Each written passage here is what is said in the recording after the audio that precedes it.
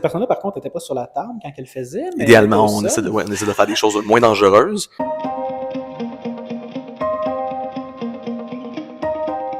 Bienvenue à J'ai mal quoi faire. Aujourd'hui, je suis avec Simon. Salut Simon. Salut François. Ça va bien? Ça va très bien, merci. Merci d'être avec moi aujourd'hui pour parler d'un quoi? De quoi est-ce qu'on parle aujourd'hui?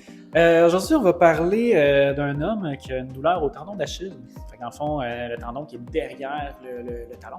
Fait que vraiment oui. Sur la portion là, arrière ici au niveau du pied. En bas du mollet. Oui.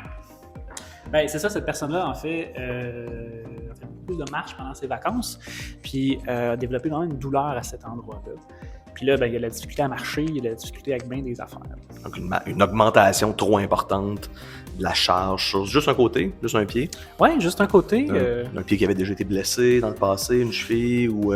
Effectivement, il m'a dit que c'était pas la première fois que ça arrivait, là, une douleur comme ça. Donc, une région qui n'était pas à 100%, qui a peut-être réagi en premier, là, un peu le weakest link, là, par exemple, là, peut-être de cette personne-là.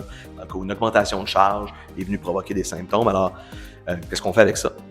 Ben, dans son cas, il y avait quand même une bonne tolérance. J'ai montré un exercice pour aller stimuler son tendon. Donc, je peux vous Ben oui. Donc, cette personne-là, par contre, n'était pas sur la table quand elle le faisait. Mais idéalement, on essaie de faire des choses moins dangereuses. Puis dans le fond, on allait tout simplement monter sur la pointe des pieds. On le faisait à 2 pieds parce qu'à un pied, c'était trop difficile pour le moment.